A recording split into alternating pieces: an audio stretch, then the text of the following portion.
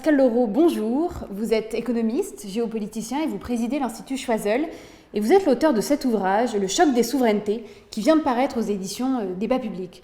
Alors je voudrais qu'on démarre cet entretien avec cette notion de souveraineté, une notion qui avait un petit peu disparu des radars il y a une cinquantaine d'années et qui, au détour de la guerre en Ukraine et de la pandémie de Covid, a été totalement réhabilitée dans le discours politique et stratégique. Alors est-ce que vous pouvez nous expliquer en quoi est-ce que la perte de souveraineté et la nécessité de réinvestir cette souveraineté a été rappelée à nos mémoires à l'occasion de ces deux événements que je viens de citer?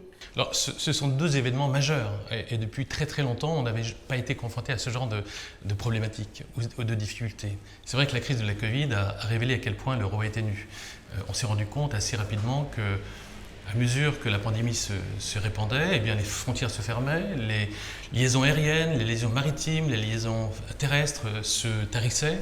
Et finalement, tous les produits qu'on avait l'habitude d'importer de Chine ou d'autres géographies ont disparu.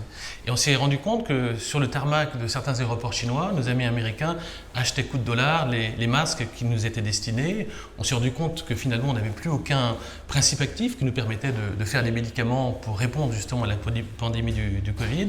Et là, on s'est dit, bon, qu'est-ce qui se passe? Qu'est-ce qui se passe? Pourquoi en sommes-nous arrivés à ce niveau-là? Alors on commençait à sortir un petit peu de tout ça en 2021 et là, patatras, deuxième grande crise, cette fois-ci plus géopolitique, la Russie envahit l'Ukraine avec son corollaire, des sanctions occidentales qui ont été décidées à l'encontre de Moscou, sanctions qui nous ont amené finalement à nous priver du gaz russe. Et le gaz russe, on sait à quel point il était important, en tout cas pour certains pays d'Europe centrale, pour l'Allemagne, pour son économie, pour faire tourner la machine économique. On s'est rendu compte également que tous les minerais stratégiques rares, métaux rares comme le lithium, comme le manganèse, ou comme beaucoup d'autres produits faisaient défaut et donc entravaient et handicapaient notre machine de production industrielle. On s'est rendu compte également que là où on avait l'habitude d'acquérir, nous les Européens mais aussi les Africains et au niveau international, du blé russe, du tournesol ukrainien, etc. Tout ceci disparaissait, conduisant quand même à des hausses de prix assez spectaculaires qui allaient porter atteinte au panier de la ménagère en Europe. On s'est rendu compte que là encore l'euro était nu. Et on s'est dit, mais comment cela se fait-il? Cela s'explique par le fait qu'on ait renoncé à un certain nombre de souverainetés. La souveraineté étant cette capacité que l'on peut avoir, souverainement, c'est le cas de le dire, à décider de notre propre avenir, à décider de la façon dont cet avenir on veut le concevoir, à quel moment on veut le faire intervenir et avec qui finalement on veut aller de l'avant dans la vie. Et ça a été un grand révélateur et je crois qu'aujourd'hui le mot souveraineté donc, a fait florès. On le retrouve un petit peu partout. 4 portefeuilles ministériels ont l'intitulé de souveraineté aujourd'hui au sein du gouvernement français. Et après avoir été longtemps considéré comme étant un gros mot d'une certaine manière, parler de souveraineté, ça renvoyait à certaines périodes sombres de l'histoire. Il fallait être ouvert sur le monde, il fallait être ami avec tout le monde, etc. Et on s'est rendu compte qu'on peut avoir des amis, on peut avoir des partenaires, on peut avoir des concurrents aussi qui sont aussi des amis, mais en tout état de cause, in fine, lorsqu'on est confronté à de graves difficultés, souvent on se retrouve très seul. Donc il faut se réapproprier des éléments de souveraineté pour pouvoir être en capacité de répondre à d'autres pandémies, à d'autres crises géopolitiques et peut-être demain à d'autres types de conflits auxquels on ne pense pas encore aujourd'hui. Alors si on prend un petit peu de recul sur la période récente, vous datez à peu près au début des années 80 la perte de souveraineté française et notamment le processus de désindustrialisation. Comment est-ce que vous expliquez les décisions qui ont été prises à l'époque qui vous paraissent absolument incompréhensibles aujourd'hui?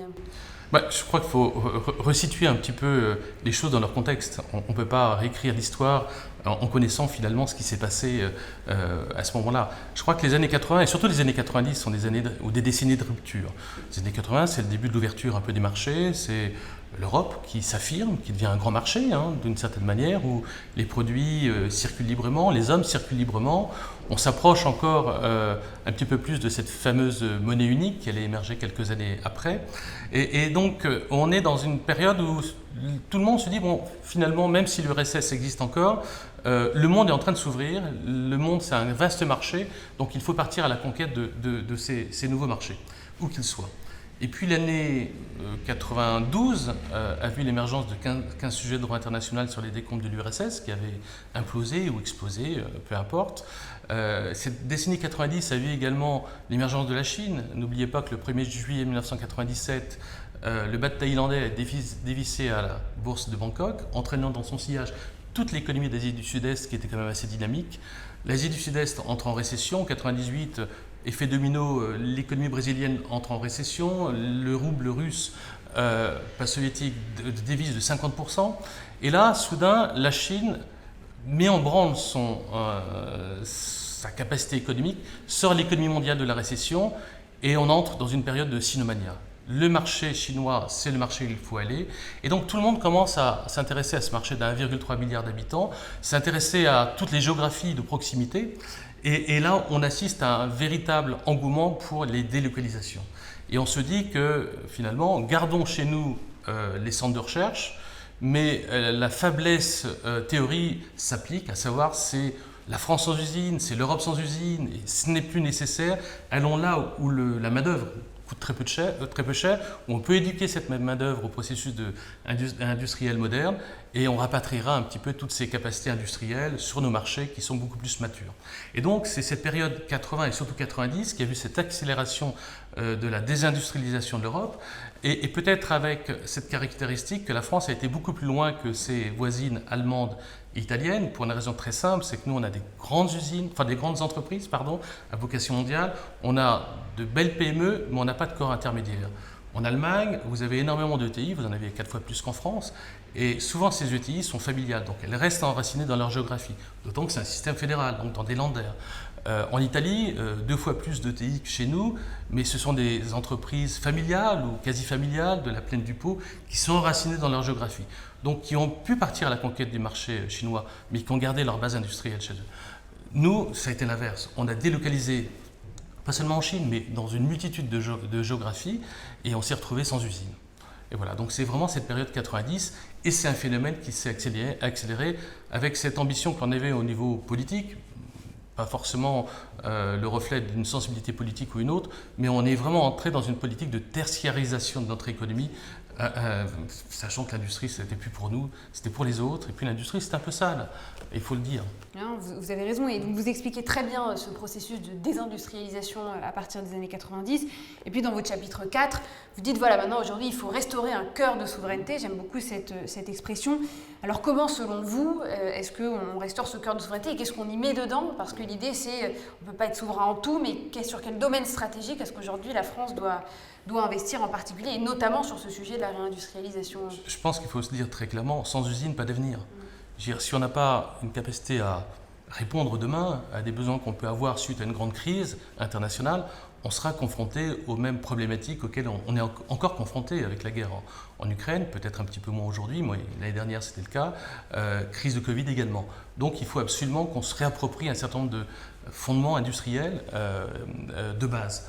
D'autant que l'industrie, c'est quelque chose qui est relativement important, surtout pour la cohésion sociale. L'industrie, ce n'est pas quelque chose qu'on va mettre dans le cœur des villes, qu'on va mettre au cœur de Paris, au cœur de Lyon, au cœur de Marseille. Ce sont des outils qu'on va mettre en province, en région, donc dans toutes les géographies qui font un territoire national. Et ça veut dire quoi? C'est la cohésion sociale, c'est de l'emploi, c'est un maillage territorial qui fait que ces grandes théories sur la France des villes versus la France des campagnes pourrait disparaître d'une certaine manière, en ce sens où si on fixe de l'industrie en province, c'est l'emploi, c'est l'activité, c'est le petit commerce qui redémarre et ainsi de suite parce qu'il y a du pouvoir d'achat. Donc ça, c'est vraiment une nécessité.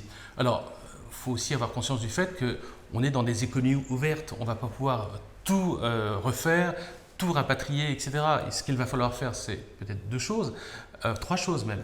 Identifier des proximités géographiques, parce que je crois qu'on est dans une période aujourd'hui où on va se replier sur des grands blocs. On a vu à quel point avoir des chaînes logistiques très longues était un véritable handicap, plus qu'un handicap, un risque.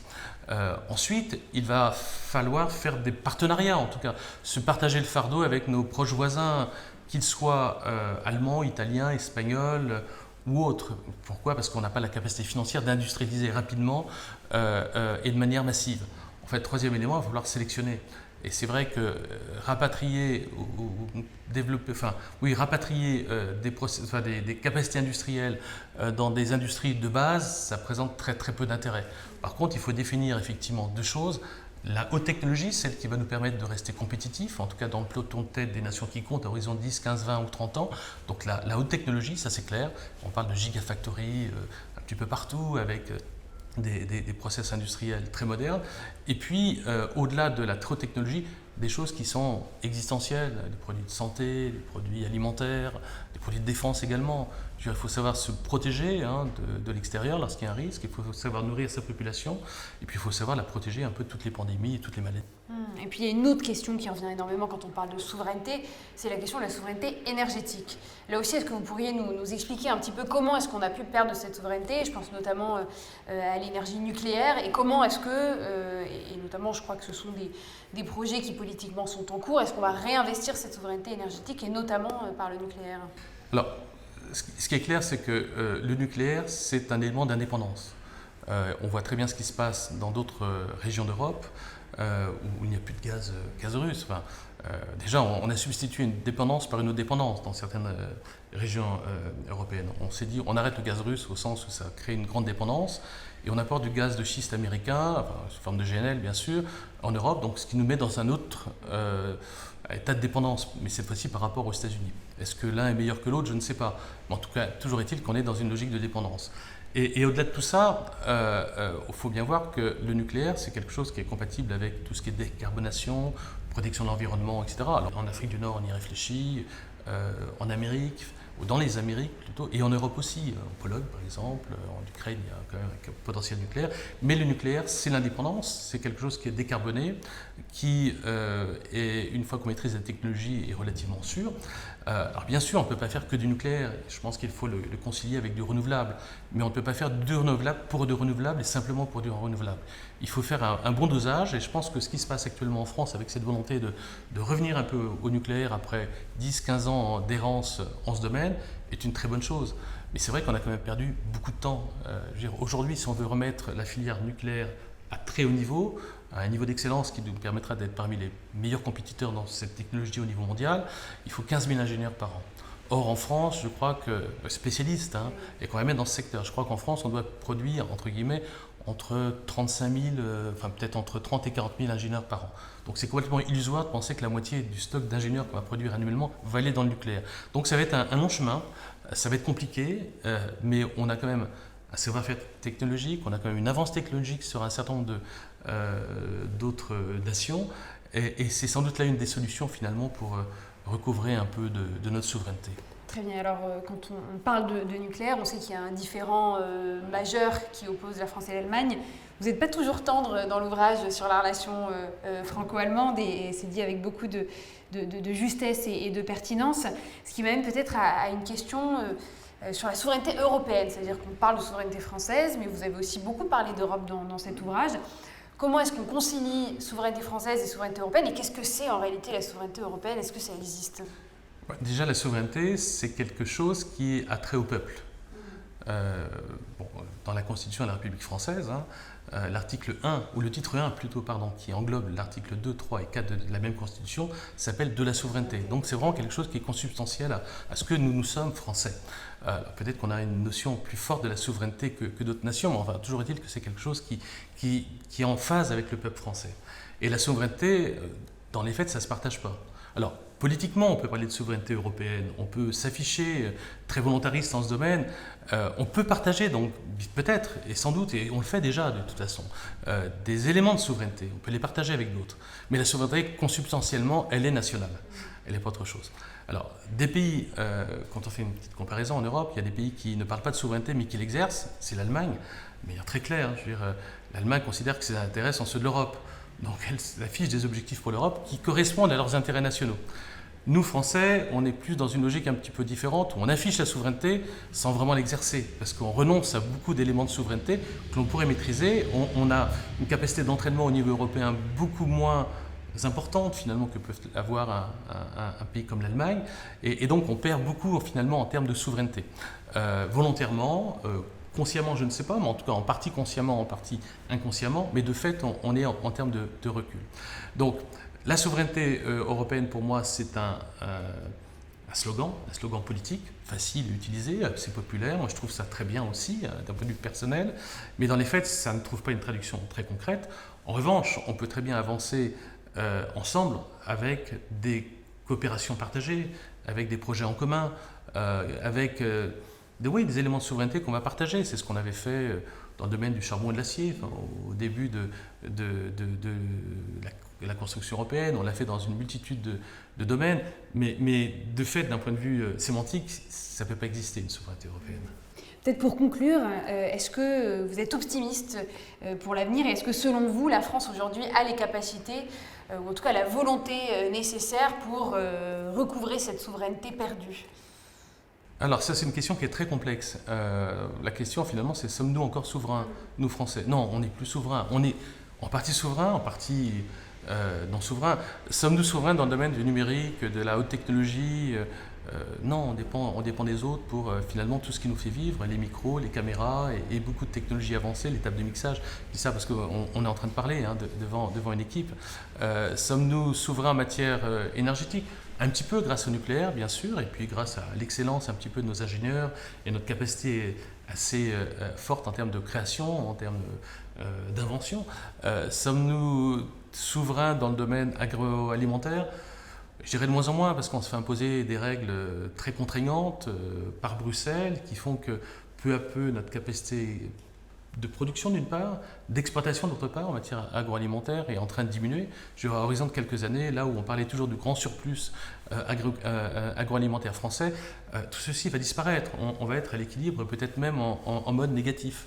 Alors que des pays comme les Pays-Bas, comme l'Allemagne, sont quand même largement excédentaires en termes de capacité de production agricole. Donc c'est quand même à franc renversé par rapport à ce à quoi on s'attend, alors même que le monde est complexe et il nous faut absolument nourrir finalement la population, avoir une capacité de production relativement importante. Donc là, on est en train de diminuer en termes de capacité effectivement à répondre à l'offre naturelle qui existe autour de nous, en national et puis au niveau international. Donc cette question elle est très complexe, mais je crois que la souveraineté c'est une question aussi de volonté. Si demain on est capable de mettre en place de vrais programmes d'industrialisation, de relocalisation, d'excellence, etc., on va pouvoir garder un petit peu notre marge de manœuvre. On va pouvoir garder cette capacité finalement que l'on peut avoir à décider au moins sur un certain nombre de champs stratégiques de ce que l'on veut faire, avec qui on veut le faire et à quel moment on veut le faire. C'est ça la souveraineté, c'est cette capacité à pouvoir décider par nous-mêmes de ce que l'on veut faire de notre avenir. Très bien. Écoutez, merci infiniment Pascal Laureau. Je rappelle que cet ouvrage, Le choc des souverainetés, vient de paraître aux éditions Débat public. Merci beaucoup. Merci à vous.